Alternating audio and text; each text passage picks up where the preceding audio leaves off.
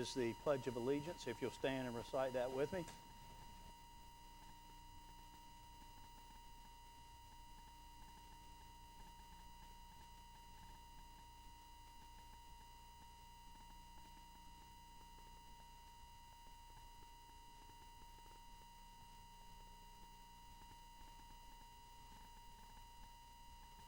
Invocation, I'll appreciate it.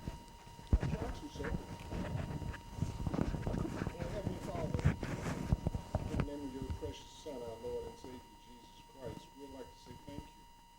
Thank you for blessing us to see another beautiful and glorious day that we've never seen before. Thank you for giving us a chance to come down here tonight and to take care of business for the town of Edenton. Help us to work together as a board, solve some problems, even though we don't agree on everything, but help us to communicate with each other and leave with a smile on the face. Help us to improve the conditions of our little sweet town. Work with us, Lord, in our efforts to try to be good counselors. In Jesus' name I pray, amen. Amen. Thank you as always, Councilman Vaughn. Yes, sir. The first order of business we have this evening is the approval of our meetings from the regular meeting on February 13th and the special meeting and committee meetings on February 26th. Those minutes were in our agenda packet. Does anyone have any requests for changes or any comments to those minutes? I'm not seeing any at this time. I would entertain a motion to approve those minutes. So move. Second. Any further discussion? There being none, all in favor of accepting the minutes from February 13th and February 26th, please signify by saying aye. Aye. Any opposed? Okay, the next matter on the agenda is public comment, and I think this is probably a first in my 4.5 years, but no one has signed up to comment. We always appreciate public comment. Susan? Okay, come forward. I spoke too soon, but we always like to hear from Susan. I'm sorry to be late walking in. I want to be sure that y'all will be giving us three updates we're looking forward to. One on what's happening at the hotel, Edenton Hotel, and two is whether there is a grocery store on the horizon, and three is whether there is a date for getting the Confederate monument removed from its current location. You've got those things. Thank you. I look forward to hearing in due time. And that'll be in our manager's report towards the end of the meeting. Is that correct? Thank you. Okay. Thank you, Susan. Next, we have a special presentation. There'll be no action required tonight. We're just receiving information from NextGrid, and their CEO, Costa Apostolakopoulos, is here. That was a mouthful, Yeah.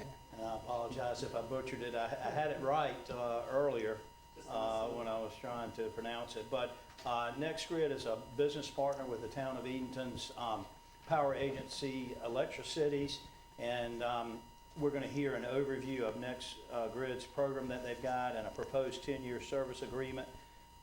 What they would be planning on doing would be similar to what we have done recently with our water system. There would be an improvement in efficiency under their contract to our electrical system, and also it would modernize our meter reading for our electricity use for our residents. And so I'll hand it over to you now, if you will, and I think you got a presentation for us. Thank you, Mr. Mayor. Yeah, thank you. Council. Appreciate you having me here.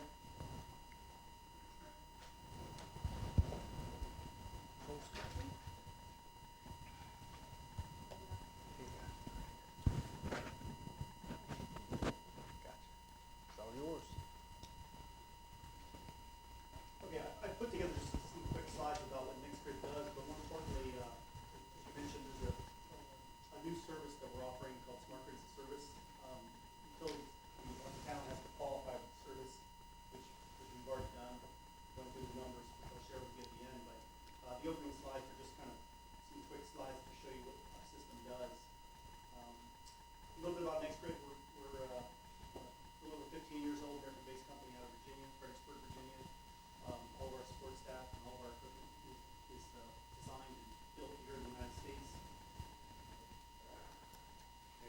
it better?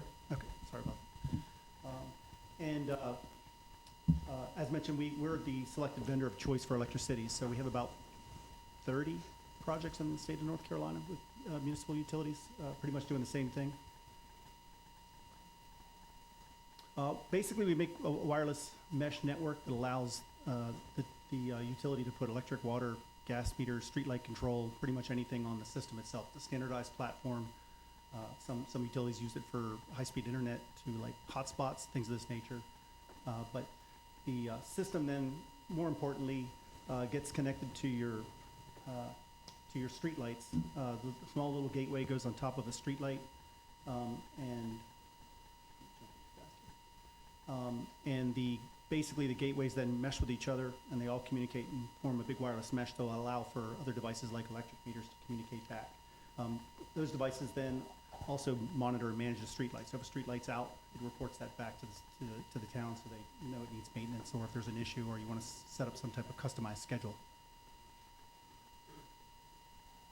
In addition, as mentioned, we do electric metering. This is the real power of the system.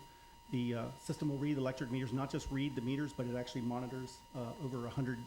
Now we're over 100 data points. That says 90, but we monitor 100 different data points every 5 minutes on the meter. Send that data back, and we use that to analyze the actual efficiency of the electric grid itself, so that we can modify to make changes. In addition, we do electric vehicle management. It's another byproduct of the system for chargers. As many of you may already know, the electric vehicle market's growing. Expect 30 million vehicles in the next 6 years, 10% of the total vehicles in the United States to be electric vehicles. It's a big concern with the utilities, as the transformers may get overload from this. Well, NextGrid makes a charger that basically can be put onto the system, and this is just a quick demo here to show what happens when one electric vehicle charger gets put onto the system, that it could overload a transformer. Never mind if 2 electric vehicles are charging at the same time. What the charger does is it's smart enough to know that the transformer is overloading, so it keeps the charger levels low when the transformer starts to go over power. So it reduces the power temporarily for a couple hours on the charger, and then when there's enough power again, it goes back up. This saves for costly upgrade of transformers, and obviously from a safety concern, if a transformer will get critically overloaded.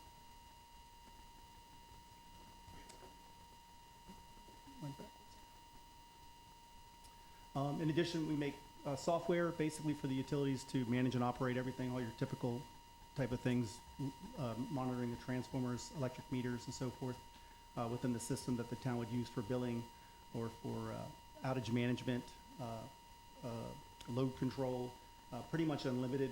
Spends hours pretty much going over this, but this is the platform for smart grid, which basically allows the savings component, which you'll see here shortly. In addition to the utility, the system provides visibility to the town as well, the people that live here. So they can use a mobile app to get on to see their particular home's energy consumption, what their estimated bill is going to be. This even goes down as little as 10-second increments, so a consumer can open up the app, turn on their air conditioner, and see what that impact is in dollars and cents in real time, so that they can be better informed. And then as well, they can look at their historical usage as well as any utility news or anything like that. Customers can also set up their own alerts by themselves, so that they can get a text message when there may be a power outage or a water leak or some type of load control event, or if they want to set up, for example, a usage alert. If they want to keep their bill under $100, they can set up that their own self, and then they get an alert when they're out of range.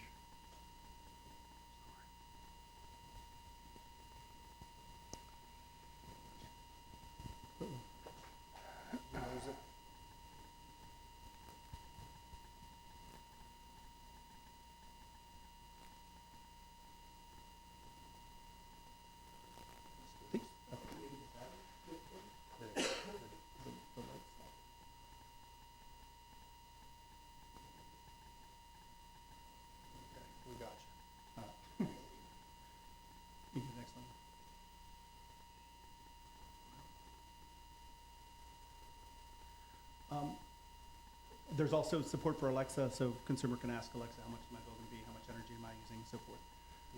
And then we're to the next one, yeah. One more. And then one more. So that brings us to the real reason I'm here, which is to talk about a new program that NextGrid launched called Smart Grid as a Service. If you can go to the next one. Basically, the program itself, the next one. Keep going. Huh? Likes that slide.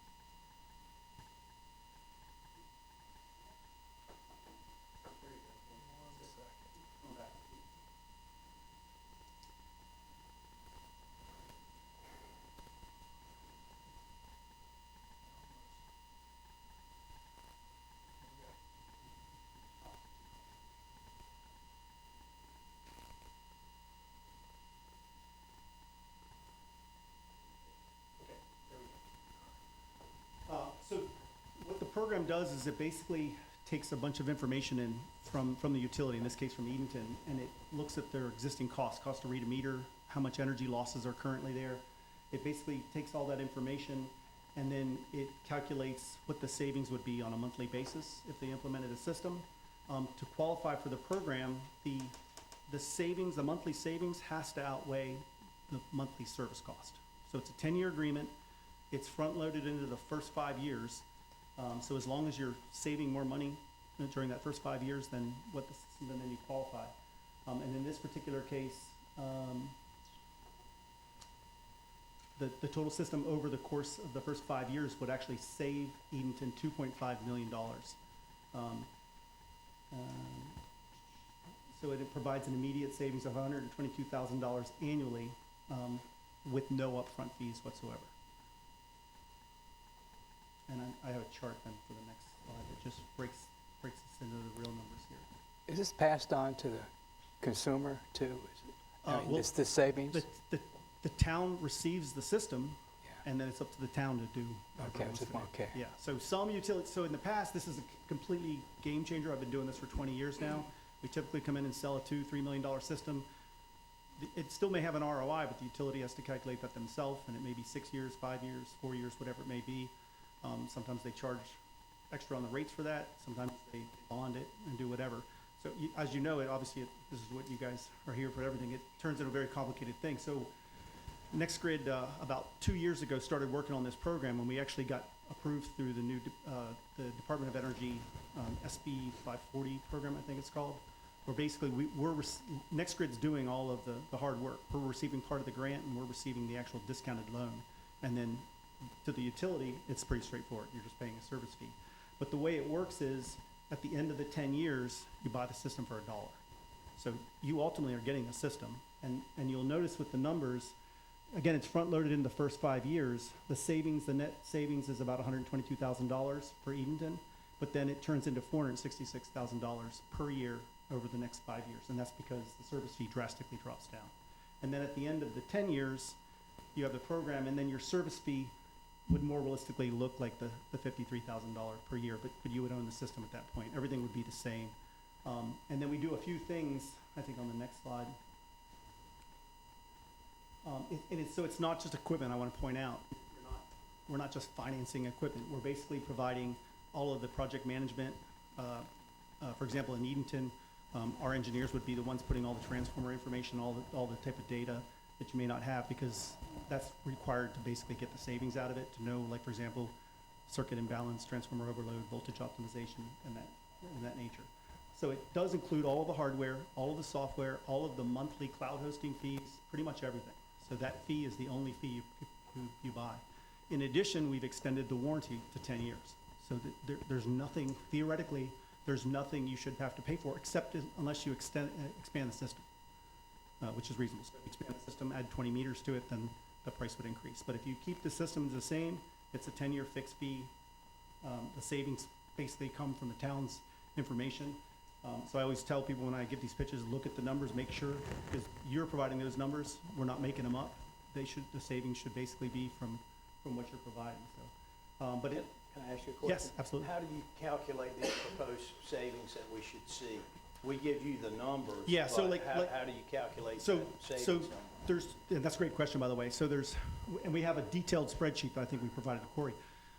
It's operational and energy savings. So operational is pretty straightforward. If you said, I have 2 meter readers and a truck and equipment, and they go out every month, and that costs us $35,000, obviously you don't need to do that anymore. That's operational savings. On the energy savings side, we take what your current cost of energy that you're purchasing for, what your current losses are, and the assumption is it's reduced down to the 2 to 3% range, which is where it should be. I think you guys are in the 8% range. So, yeah. So basically, the system's gonna tell you where those problems are. You still gotta fix it. For example, if it tells you you have an imbalanced circuit, you know, the system will recommend, here's how you fix it. You move these transformer taps or do whatever, but then that reduces that 8% down to the 3%. So that's where you get that additional energy savings. It does, yeah, Y'all ever had any blemish in your equipment that tell you something's wrong and it's not wrong? Well, so we've been doing this for over 15 years. This program's new, but our system has been the same. In other words, there's no difference whether you did this program or you went and talked to a utility that's been doing it with us for 10 years. We've been providing this data to the utilities. So the short answer is no. I mean, because, for example, you have a loss. There's an 8% loss there, so the energy, there's a loss. It's going somewhere. Our system's just gonna hone in and find out where it is and then make the recommendation for you to correct it. So you'll be able to see that theoretically in real time. You know, once you make the change to it at the end of that month, you should see the energy losses are reduced. Who's the closest one to us now? Elizabeth City. Close They to are. Elizabeth City, yeah, Elizabeth City. Elizabeth City runs next year. How long have they been on it? 6 or 7 years, I believe. They're looking to do water with it right now, Okay. to change out their water system. We did electric with them, so. What does a crash look like for the local municipality or local citizens if something does go wrong? Is there any danger of that? How often does it happen? And what Well, does it look like? The beauty of the system, and again, another great question, we are cloud-based. With this offering, you can do local-based, but this is a full cloud-based, so you don't have to deal with any servers like that here. Cloud servers are all redundant server, but hosted with Google. So in the event that there's a massive data breach or crash or something like that, then we already have fallover. On the system itself, the way the mesh network's designed, we overbuild. So as I mentioned, those little gateways, you could theoretically have one gateway for the whole entire town, and everything would mesh back to that gateway, but it would be overloaded. We probably put 40 in. You maybe need 5 because they're low cost. Because the assumption would be is there could be a power outage or there could be a car accident or something that knocks a pole down. So we don't want to bring the whole network down when that happens. So we've got redundancy built into the wireless mesh network, data storage side of things, and even in the worst case scenario, all communications down, Google goes bankrupt, and everything gets shut down. When we bring it back up, all of the meters store the last 90 days of 15-minute increments in them. So once the system's back up again, it'll retrieve all that missed data automatically back into the system. So more realistically, it would be like if you had a major power outage or something, or hurricane that brought down maybe your fiber system or your backbone down. Once it's all restored again, the system automatically goes and asks the meters for all those missed reads, and it populates the system back up again. How long does it take to implement? As fast as a meter can be installed. So, Okay. So it's just a standard meter install. We actually, again, another good question. With our system, we actually have a mobile app that allows the installers to simply scan the meter, prompt it to take a picture, grabs the latitude, longitude, sends it up to the system like you see on the maps there. Everything starts to become mapped. So everything's in real time on the software side.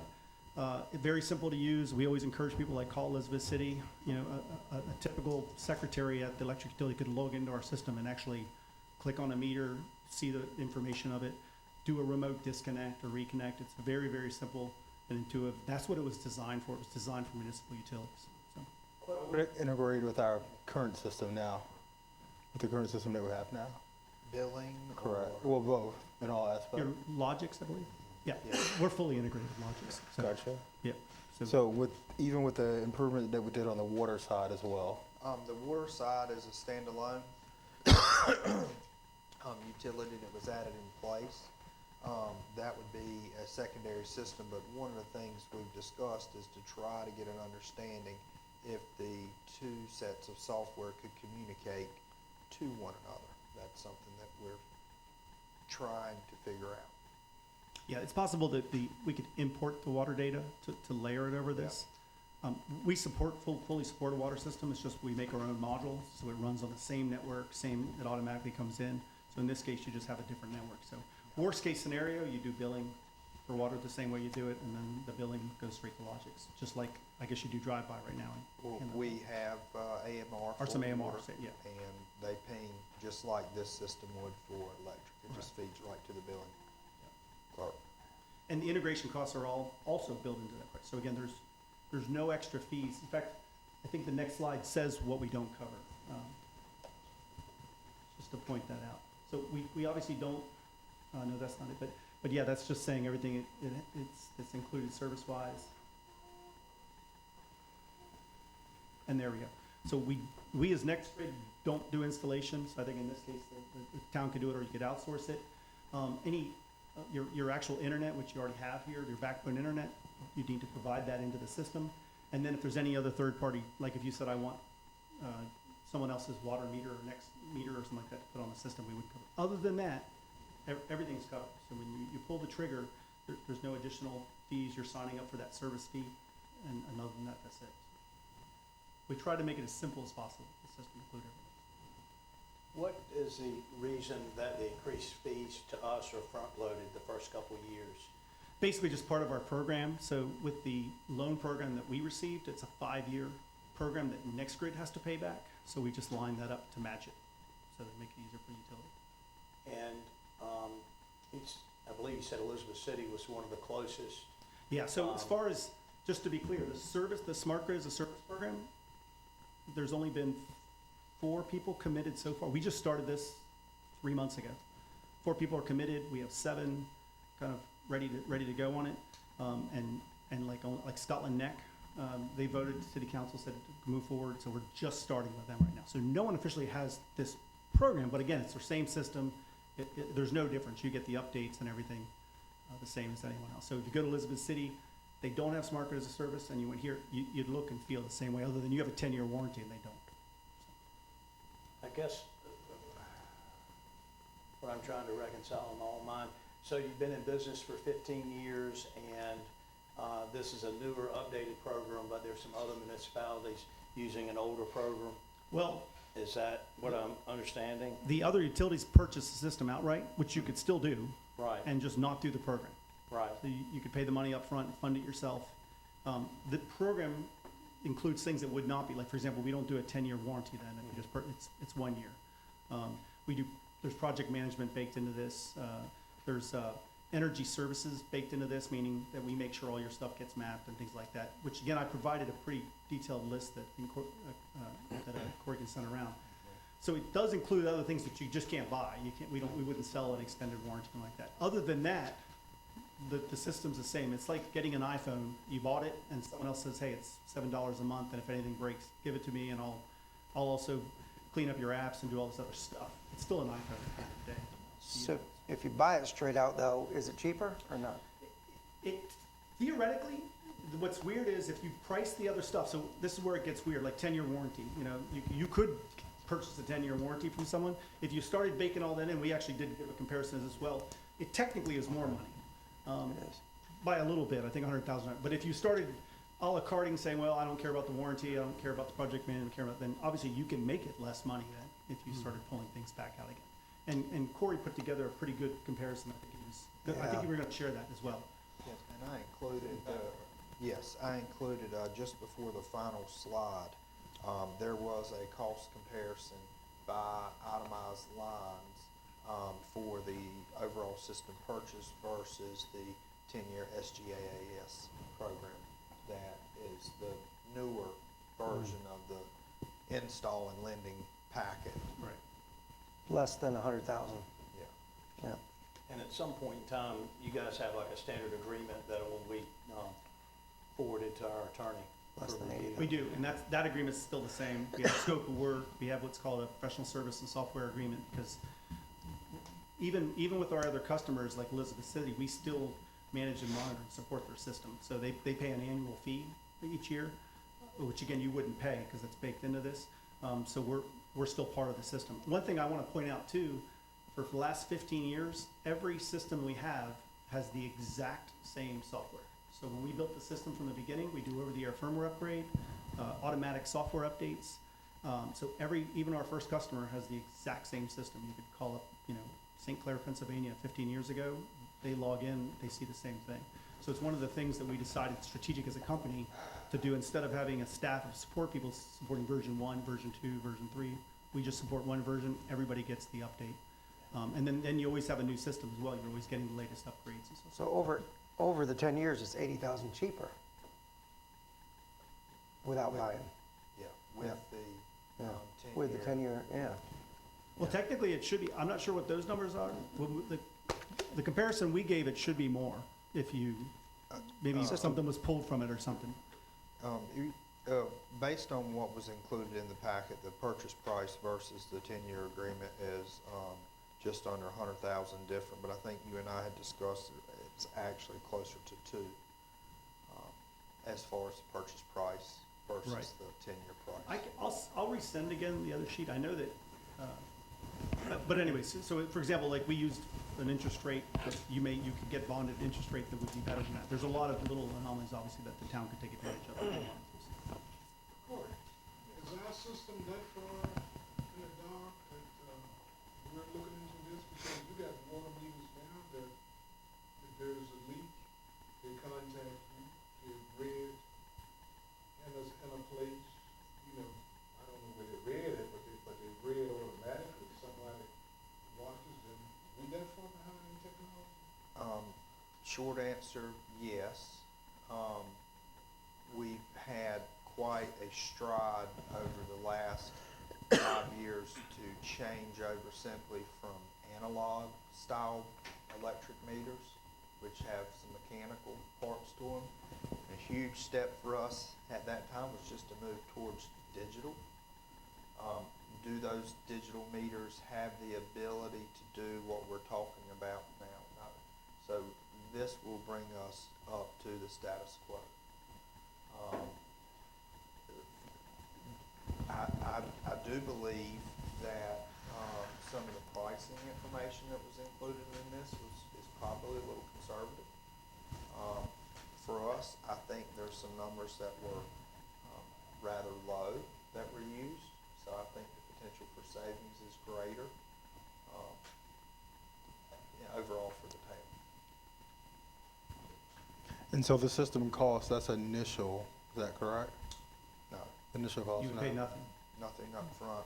Day 365 would be the first payment for the first You year. would start paying a service fee based on, if only 10 meters get installed the first month, you'd pay it on 10 meters. The number I gave you would assume be 100% of the meters are all installed. So. I think it would be helpful getting us to a certain comfort level if you could provide Corey with some references of some long-term customers. Yep, You mentioned a Yep. municipality in Pennsylvania that's been with you guys 15 years. Yep. If you can get us some references and contact information for those long-time customers, that would be very helpful. Sure, absolutely. Yeah. Another question, for the whole town, is this something that they can do within the town at once? Because, or it's gonna take, how long would it take for them to put every customer in the town under this plan? And so Hunter's here to help us with some of that operational questions tonight. With some of the conversations we had, at least within the footprint of the town, we feel like 90 days is a realistic number. When we talk about the greater electric network, which is about twice the number of customers, we still feel like 90 to 120 days for an install. And that's why what Mr. Costa was talking with us about, why he assumed 100% install rate for that first year, because that's based on the number of endpoints. And through the discussions that Hunter and I have had, we feel like we could cover the entire electrical system, town and our county electric customers, probably within 4 to 6 months at most. Wow, that quickly. Yes. And this would not, if we did, tonight's just a presentation, so we're Yes. obviously not gonna vote on it till later. Yep. Wouldn't have any adverse budget implications on 23, 24. It would be something we would look to implicate in 24, 25. Yeah, and so because this is such a substantial project, just like the water meter project was, we really wanted to get the information and to give council ample time as we entered into budget season to start developing these questions, start getting the answers that we need, and really try to move forward with the decision as we approach our July 1 fiscal year 24/25, which will be here in the next 120 days.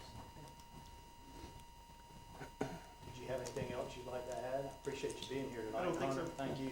Thank you. Also. Is that good? Yep. Okay. Thank you very much. We look forward to receiving more information Yeah, from you. I'll send You've it been over good- if you have any other questions. Certainly. We thank you for your presentation. It was very informative. Thank you. Thank you. Mayor, I've got something if you don't mind. Yes, come forward, Hunter. I just want to speak from the electric department aspect. This is something that we have looked at for a while. You know, we do still go out and hand read all our meters, service orders, transfers, everything like that. We have to visually go there, read the meter. We only have 2 meter readers on staff, but each month we're utilizing 4 members of our department to go read the meters, to try to cut down on our time frame, just to, so we can get our bills out quicker, we can get everything done quicker.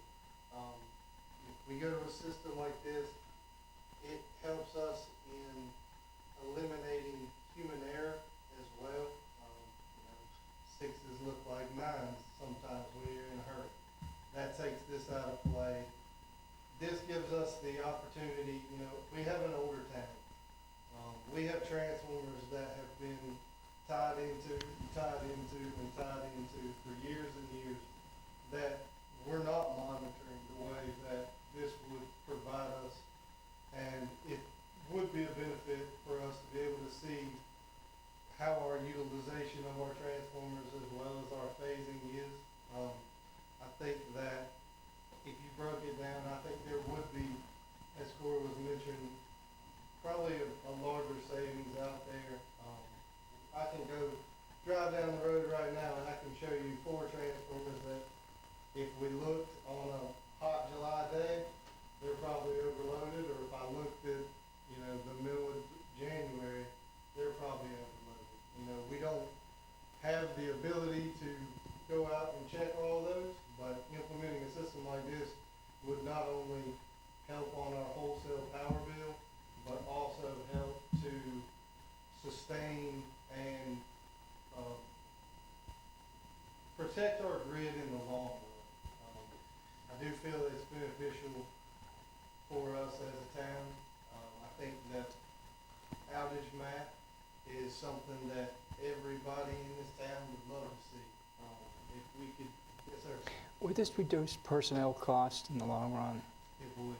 Okay. We do have a gentleman that, you know, on his longer term, you know, he's got 27 years with us. That reads, he's been reading the same meters for 27 years. Yeah. Whenever he leaves, I'm gonna have to, if we don't have something in place by then, I've gotta teach somebody where 1,200 meters in town are. Yeah. Because he's been the guy who's, you know, those are his meters, he takes care of them. If I've got a question, he's the guy I'm gonna call. Yeah. It definitely, long term, it would reduce our personnel as well as our fleet. We carry 3 meter read trucks right now. So long term, we would like to see that down to maybe 1 meter vehicle being, you know, utilized. So there's definitely a lot of things that could be added in over time, but it's a big step to, as Corey said, bring us up to status quo. And Hunter has touched base on a lot of the operation improvements that during normal operations, these guys will be able to improve upon. You know, if our substation switch data doesn't match our billed electric use, somewhere there's a loss. That's normal operations. So that is something that will be day in and day out reviewed in order to minimize what we're not selling for resistance, for maybe a bad meter accuracy when we talk about these analog versus digital.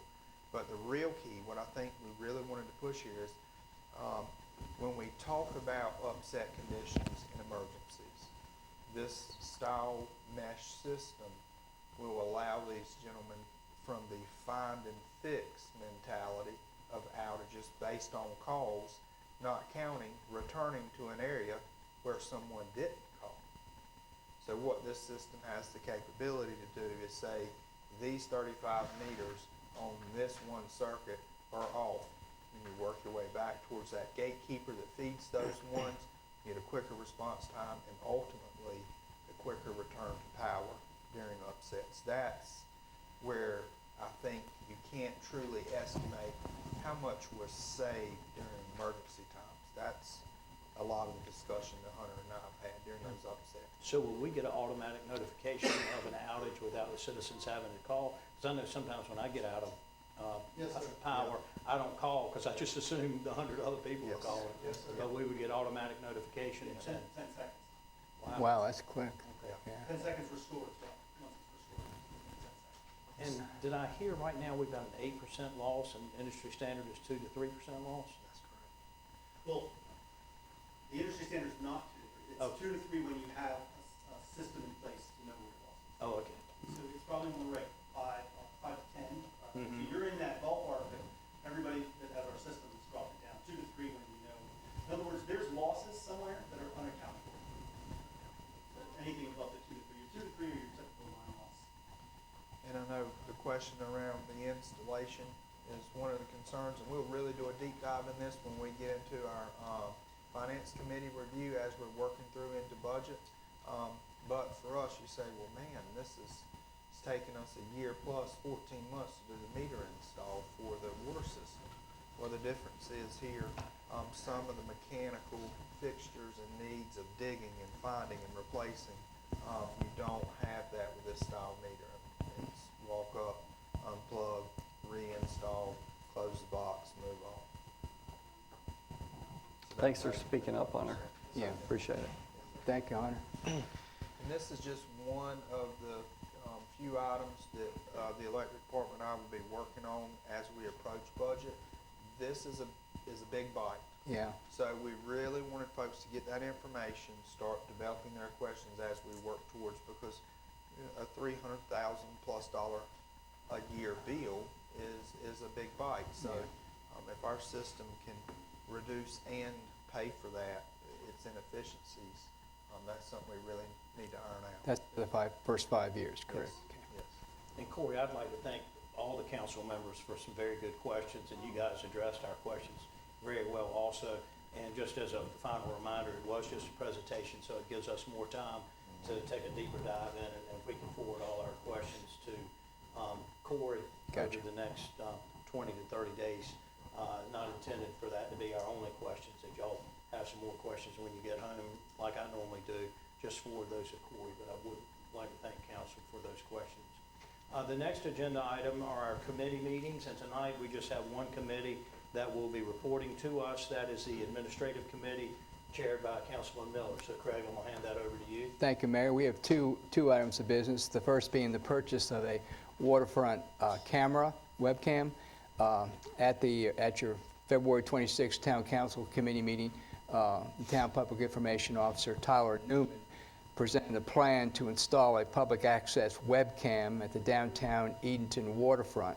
The video from this camera would stream directly to the town's new website. The webcam would address such issues as storm monitoring, flooding, resident engagement, and security for boat owners. At this time, the Administrative Committee recommends the purchase of the camera from the Verkada Company at the approximate cost of $8,500. At this time, Mayor, I'd like to make a motion to approve the purchase of the harbor camera from the Verkada Company. I would second that. Okay, we've got a motion and a second, and, yeah, now let's move to discussions and questions, because I've got a few myself. Yeah, we were presented a plan $2 million plan for this, could we wait until then to include this into that plan? Because you go out there and put up a camera now, and they talking about tearing up the whole back end back here and redoing it. I agree. That's a good And so point. that means whatever you put up here now is gonna have to be taken down and relocated, right? So the location of this camera is actually along the, at the Barker House at the large electrical utility pole there? pole that's out here. So the camera's impact area, is not affected, no sir. So, because it would be away from our Colonial Park area. It's gonna be able to show us all of this back here? It's gonna show us, everything towards the bay, everything towards, Queen Anne and East Water Street, everything towards the breakwater and Colonial Park, and then, looking back this direction, because there's 4 cameras built into this, towards the chamber building, the rear of the chamber building, and the, Street. Broad Street. 'Cause So you said it's gonna be 4 cameras? there are 4 cameras built into this one unit, and it will point in each direction. 4 different directions, Yeah. correct. Yeah. So- there will be, imaging, looking at the backs of these buildings, and when we talk about potential construction for the Harbortown projects, if this were placed, you know, like where our weather station is, that would be something that would likely have to be removed, if and when construction were to happen down at Colonial Park. So that's particularly why we focused on trying to get this unit away from any of that activity, as far as where it would be mounted. Okay, now they were talking about, they were requesting a 2-story building right out here now. We ain't got nowhere near a 2-story building out there now, so that is not gonna block a view of the camera? I'm asking. I think there will be some additional limits that it creates. I think that should Is this be the Harbor taken- Advisory Committee? Who's, No, who's the- requesting a 2-story building? So that was the Harbor Advisory Okay. Committee. Okay. The camera was based on discussions that Tyler and I had, but if that building were added, I think you would have some restrictions, at least in this direction. What that would be, I'm not 100% sure. I think that would be part of the realignment of the camera at that time, as well as the design of that building, to make sure that we don't create a dark spot where those cameras and our police cameras can't see. With the install. Let me ask you this, if we had no buildings with the 4 cameras, will we have close to a 360-degree Yes. view? Yes. And if we do have additional improvements down here, additional cameras, whether they're police department cameras or through this program, can be added? Yes, that's correct. That's correct. And so when we talk about, the blending of the pricing for this, one of the things we've had some discussions with the folks from Harbor Towns, and because the town has done a lot of the vetting of this, part of the discussion that we've had at least for year 1 for the inaugural launch is that this seemed like a wonderful project for all 4 of the other harbor towns to also consider.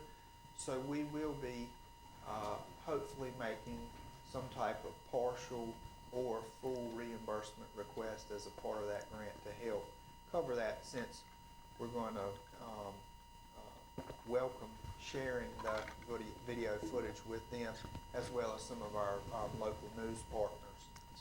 So you're saying we can get this $8,500 back over The time? camera that's gonna face out towards the bay, will that capture where the high-speed ferry is gonna be docked? Yes, there will be. One of those 4 cameras should put eyes on those vessels. Well, there's a benefit to them.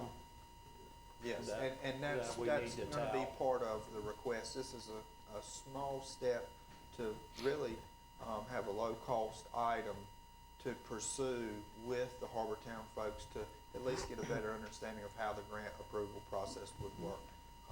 You know. So, and we have the ability under our agreement with this company to have other companies or entities have this link, like Yes. the news stations. Yes. would Harbortown, would we have the ability to Yes. have Harbortown have a link on that? This would be the town's camera as well as the town's video feed. So And it's the a camera one-time itse- fee. Yes. And the camera No itself additional- has a useful life, at least 5 years or more? The discussions I've had with Tyler and the Bricada folks is that at least 5 years, yes. You just answered all of my questions, because I was gonna come back and ask you, are we gonna push these cameras now because of the boats that, well, I'm gonna call them boats, that we're getting to come in here to travel and do all that? Are we stepping up our surveillance so we can have protection if we leave it out? Yes, sir. You just answered my Yes, sir. So what's right now, what is the funding source for the camera? What pot of money are we pulling it from? So right now, Virginia and I have looked back through the budget, and if you notice, there was no budget amendment included in this. We do maintain funding every year in our landscaping budget for waterfront improvements. And so some of the funding is spent if we were to, reseal the marina docks, or if we needed to repaint, the building. We set aside some capital each year that we haven't used up until this point, if my memory serves me correctly, that would be able to afford the purchase. So we're not gonna have a budget amendment, there's not gonna be adverse budget implications? Will that budget amendment come up at the next meeting? No, or- there will not. This will be. There is not gonna be. So if council chooses to support this purchase, we've held off on issuing Okay. PO for this. We will simply be able to issue an in-house PO for the fund. So the funding would be our typical 10 to 20,000 that's set aside annually for any of our waterfront improvements. And we've done that historically when there's been decking that's needed to be repaired, or we've had a section along the breakwater, maybe concrete repairs are needed. And so that would be the funding source. But we do hope to seek at least some Right. reimbursement. And I think I was okay with it as long as, because I feel like, that is something that's benefiting them as well. And that's why I felt like it was okay. I was okay with it if we waited to the fiscal year, the next fiscal year, to implement it, because it was a capital outlay project, a new capital outlay project.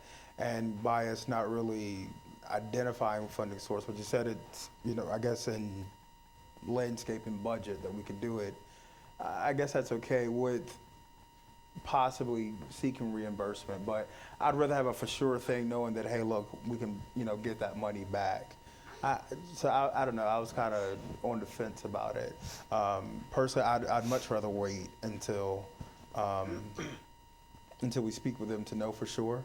So I guess going forward with whatever that allotment is from them, it's going to be a grant process, or how is that going to work? Yes, so each of those 5 harbor towns were allocated that funding for grant requests for the waterfront improvements for those vessels, and then any of the associated improvements that are needed separate from, say, like a dock improvement or a pump station for a boat, something along those lines. There will be some additional funding remaining after some of those infrastructure improvements are made to tie the boats in, that towns will go after. And this is a small example of what one of them could be. Okay. Okay. Do we have any more questions? Okay.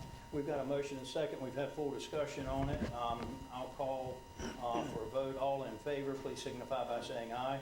Aye. Any opposed? Okay, the motion carries. The next matter is not going to require any action on behalf of council. It's just an appointment for the mayor's task force on littering, recycling, and the environment. At our last meeting, we had the opportunity to meet Tom Brennan and Mary Ellen Hill.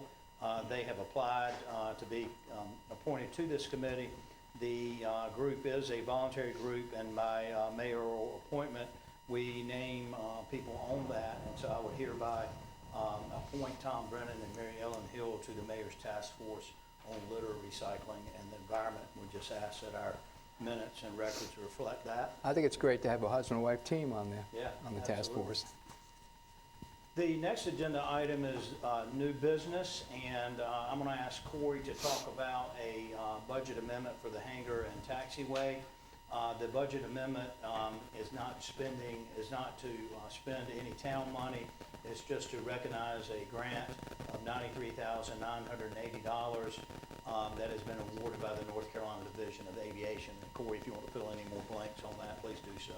And thank you, Mayor, and that's correct. This funding is received from the Department of Aviation.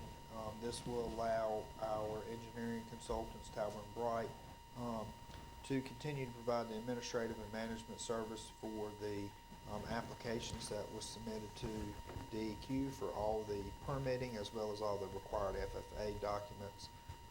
This is part of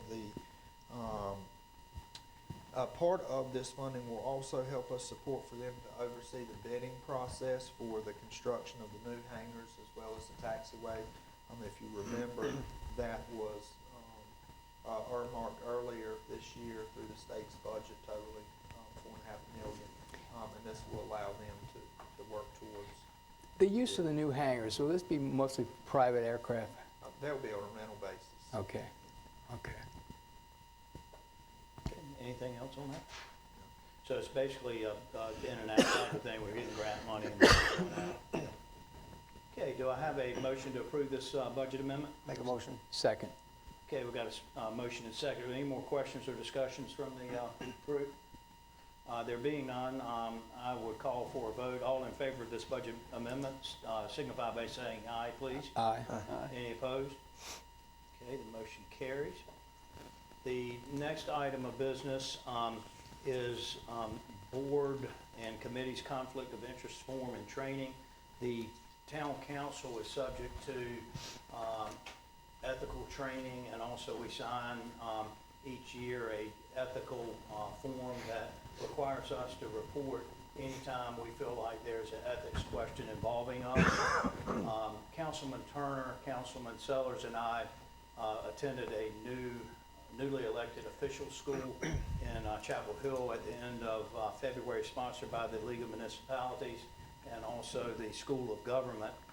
And one of the big topic items was ethics, not only for our boards, but also our appointed boards. And it was explained to us that a best practice was to make sure that our appointed boards, particularly those that were hearing quasi-judicial matters, also had ethical training and also signed a conflict of interest form. Town staff is still working on what that training would look like in a way that would be cost-effective remotely, or having somebody here train our boards that are appointed by us. So that's still an ongoing review by staff. Staff has put together a form that incorporates language recommended by the School of Government, by the League of Municipalities, and also drawn from other towns that have these types of forms. That form was included in your package, and it's simply, we would pass that out. If this motion is approved, we would pass that out in the next board meeting, so those particular appointed boards, and we would make sure that those board members signed that and also understood what they were signing. So, any thoughts on that? I think it's a good idea. I'm sorry we didn't do it earlier. Well, yeah, it is something that, we just, in the business of the day, didn't think about, and add that ethics training for newly elected officials. We were reminded of that, so we felt like we need to move forward with that. So at this time, I would call for a motion to approve the form. That's all we're doing now, is to approve the form and to require that our committee members sign that particular form. So I ask for a motion. So moved. Okay, Elton Second. and Craig. Yeah. Any further discussion? Just one thing, I did want to thank Tammy and Dwayne for working very hard to pull this together. We found an array of the training modules that we are reviewing, and we would come back to council once the decision was made on our recommendation to council for the appropriate training. We want to consider relevance and cost and convenience for those appointees. Would this be good for 2 years, 4 years, or just the time they're in the serving on the board? Most of the training that we have found would be on a 2-year term. 2-year term, okay. And we would work towards trying to align the term limits in some regards to closely mimic that. That way it's something that either a newly appointed individual would go through and they knew in 2 years if they were going to be back on that board, they would do it again. But there is some slight variation on some of the terms, so we would have to massage that a little bit going forward. Any more questions? Okay, we've got a motion and second. All in favor signify by saying aye. Aye. Any opposed? Okay, that motion carries. The next item on our agenda is the manager's report. Corey, I'm gonna hand it over to you. Okay. All right, thank you, Mayor. I did want to go through some of the information that was discussed both at the last full meeting's public comment as well as some of the items timely and important.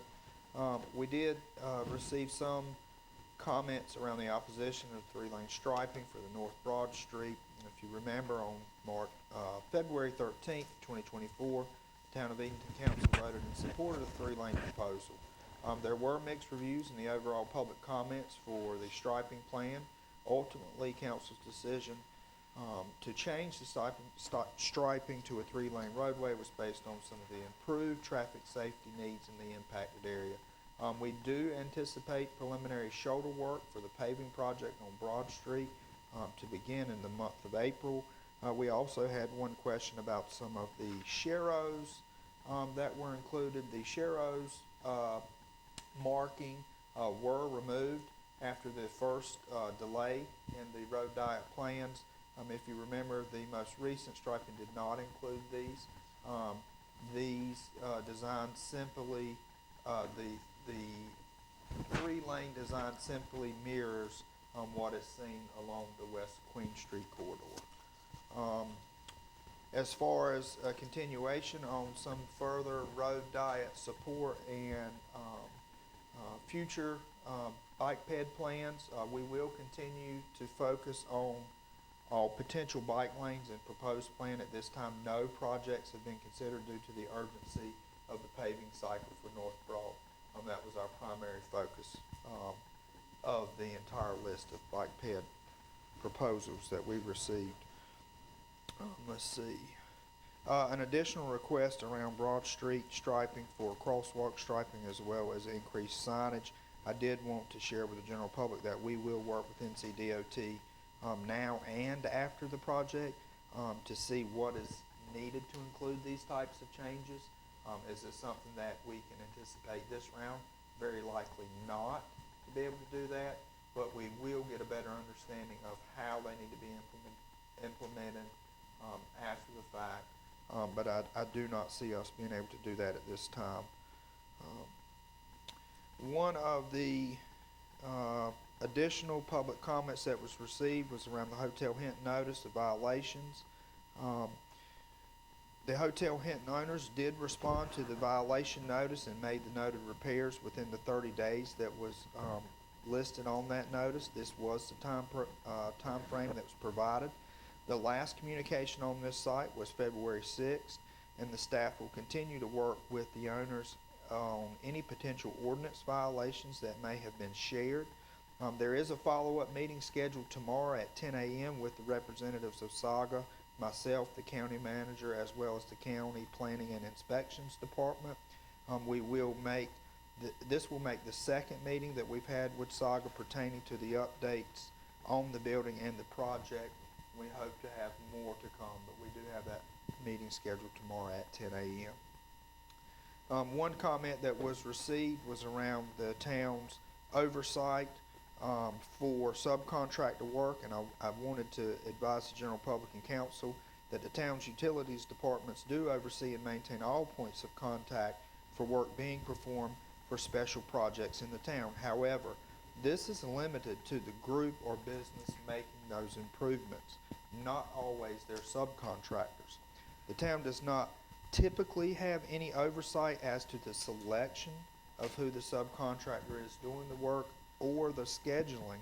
However, we do request meetings with the businesses and their general contractors if they are in town for multiple jobs or a prolonged amount of time. Some notice is given to the town when 811 notices are posted for us to mark any utilities that we have in the area. However, these are good for 30 to 90 days. So once again, we know who's doing the work. We know they're going to have contractors in. We're anticipating an 811 ticket to come in. When in that 30 to 90 day window they're going to perform the work, there's some grace. It's weather dependent. It's dependent on availability of contractors. However, we do as much as we can to stay in contact with them. And we have had a lot of upsets here recently, but we also have had quite a bit of improvements being made around some of our telecom and fiber providers. One thing, we received questions around the monument, and I did want to make an update to the council, mayor, and the general public. I did speak with the town attorney on February 22nd regarding the North Carolina Supreme Court's ruling of the Vance County case. Hood was not able to join us at the last meeting. However, I am going to request that he join us at our next council meeting during our committee session. Town attorney did advise me that the Vance County case was argued in November, and they're waiting on results any day now. He has tried to make some contact with the North Carolina Supreme Court to find out if there's anything that can be shared. The town attorney also advised the manager that Judge Tillett will not do anything until that decision is filed. Corey, can I ask you a question? Yes, sir. Is this another decision? Because all we've been hearing since we voted to move the statute was that we were waiting on Judge Tillett on a decision. We've had cases go to the Supreme Court and back out. And we're still waiting on a decision. Am I right or wrong? This is the same court case that we've been hung up with this entire time. Yes, sir.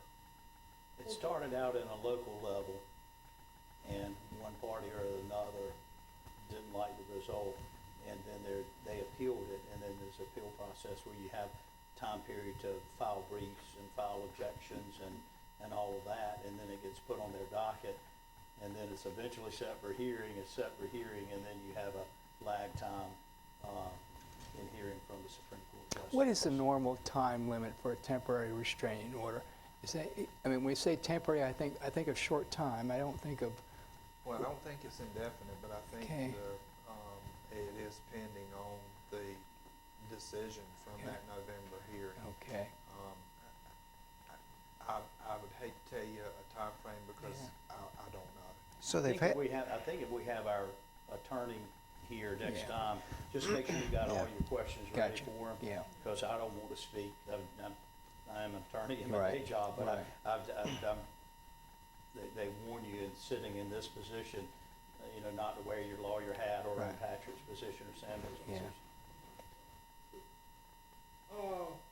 In the meantime, we're having a lot of disturbance out here. I was told that there's someone walking around with guns on this side. I know that now you can get a permit to wear a weapon on your side that is legalized. But when you got people out here that's demonstrating peacefully, and you got people walking around with guns on their hips, that makes it, I'm told it makes it a little Intimidating. Yes. Intimidating. Yeah. Because you're not for sure what moves or what's gonna happen out there. So we got to do something because, like I said before, if somebody get hurt out here, get shot out here, and all that stuff, the town itself is looking at lawsuits, bad publicity, and they're gonna point the finger at us for letting someone get injured or hurt, God forbid, or even killed in our town. And I understand the event that you're speaking about. I did have some conversations with the police chief last week. I think it was last Monday. We were able to work through that. It was an isolated event. We do not encourage any individuals to open carry in that area. There is some laws that prevent that from happening. And we were able to get a better understanding of those laws and how our police department's involvement in protecting the general public from this event.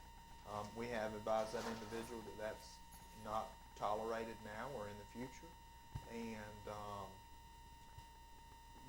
that's the most recent update I've got for you on that. Did we have any problems this past Saturday?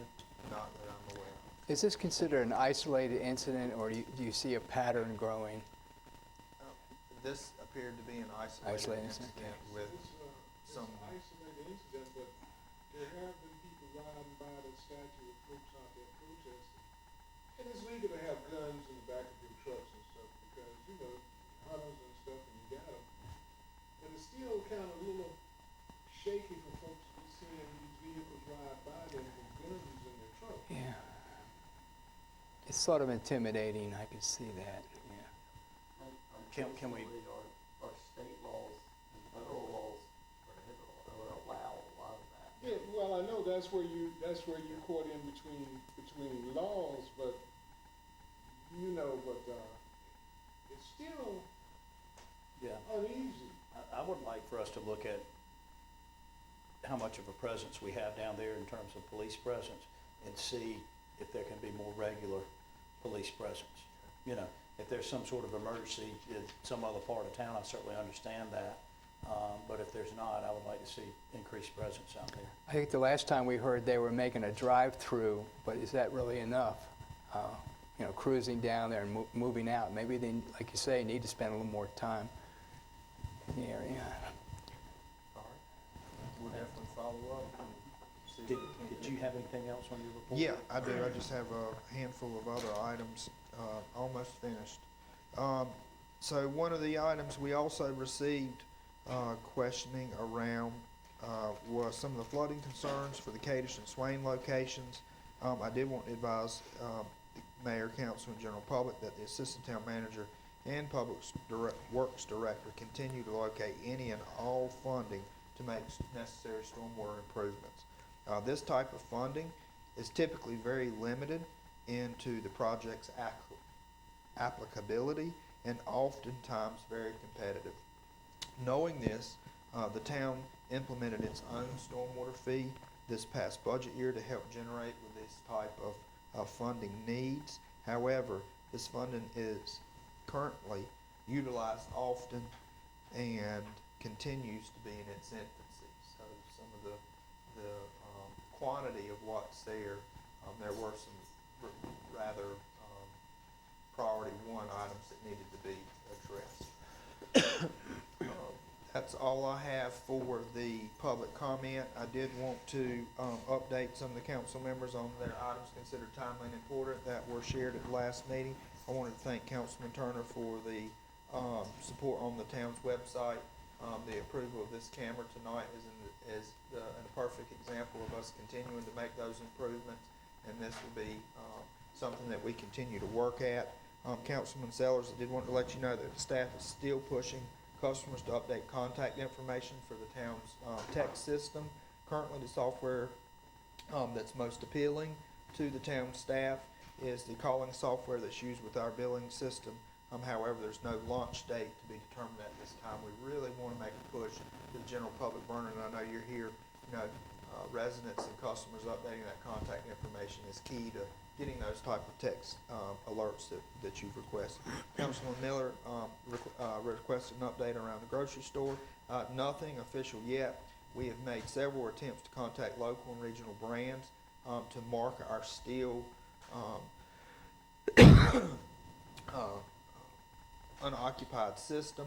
I did want to let you know that Chess and I are planning on attending the ICSC conference in Charlotte on the 19th and 20th of this month. What do those letters mean? I see. That is our economic development Gotcha. group. This is the business partners that provide, you know, various retail, et cetera, type Good. services. Good. The companies. Companies, okay. We will be in Charlotte on the 19th and 20th of this month with our economic development partners from Electricities.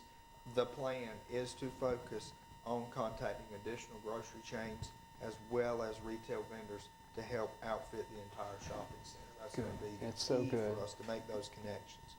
Mayor Pro Tem Bond, I did contact Hood to see if he was able to attend on the 26th of February, but he was unable to attend. I would like to invite Hood to our March 25th meeting. The police department is still overseeing activity at the monument every Saturday. Mayor High, I wanted to share with you around the harbor towns that is slated for this year. We look forward to a May 1st launch date. That was also shared on their harbor towns page.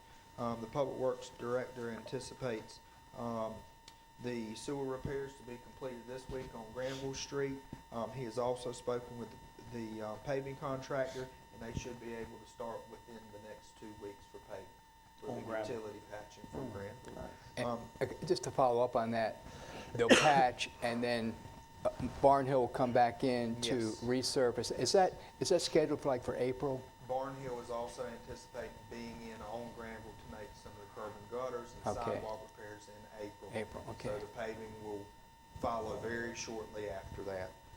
Councilman Costin, you asked for a planning session recap. I have not completed the final recap from the council's planning session. The finance director and I have started a 10-year master financial plan, which the retreat items will be a major portion of this.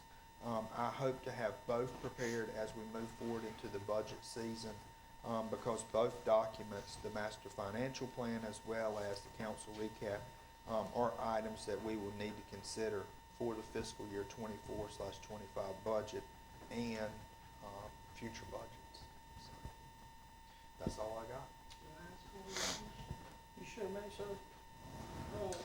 Barnhill will do the street, the sidewalks and the curb in my fourth ward. Barnhill, yeah. So to give you an update on that, I know we've had that a lot. So David did partner with the folks from Precision Sidewalks that helped us do all of our sidewalk grinding of the edges. Part of what was asked of them is to map the entire system, because they already GIS where we have sidewalks and where we don't. They're gonna work with us to build out the full map so we can start planning for implementing where there are needs. And we need that map to tell us where we have and where we have sidewalks. I can tell you what you need to sidewalks. I can tell you, all in fourth ward. Yes, sir, very short. Okay. Shortly. Don't get me hung out there now. I can guarantee these folks some sidewalk curb by the summer. We're on it. Elton's not gonna let it drop, and we're not gonna let it drop. Stay with it. Thank you, Elton, for looking out for that ward's best interest. We appreciate that. That completes the manager's report. Councilman Costin, do you have any matters you need to bring forth? No, at this time, no. The only thing I would like to offer tonight is I would like to extend condolences to Tammy Woodley and her family upon the passing of her father. Her father has worked very hard in and around this town for a number of years, and we just wanted to make sure that our minutes reflected those condolences. And I would encourage town council, if you can, to attend the service on Friday. And I believe, Corey, you've arranged for flowers to be sent. Is that correct? Yes, that's correct. That's the only thing I had. Councilman Bond, did you have anything else? No, I'm gonna piggyback on what you just said, giving our condolence to Tammy, for the passing of her father. Deeply saddened by it. Absolutely. I just want to thank the hard work Public Works and subcontractor Brad Overton have put in on Granville Street. That's been a lot of work done there, and I'm glad it's coming to completion soon, and I'm glad we're going to be asphalt patching, and I'm glad the road is going to be completely resurfaced. And but I just want to thank Public Works Director and Brad Overton for all the hard work they put in. It's slowed the traffic down pretty well. It has. Yeah, that's a traffic calming God. technique Yeah. for sure. Councilman Sellers, did you have anything that that you consider timely? I was asked about that, so just to piggyback on Craig, are we expecting that to be paved in April? The Patched. utility, so they will finish the sewer repairs this week. Okay.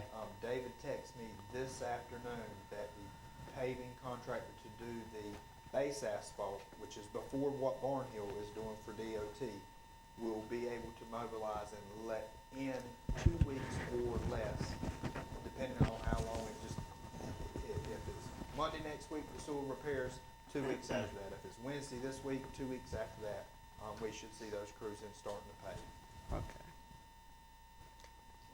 Councilman Turner. I got a question on recycling only because a few people have asked me this question.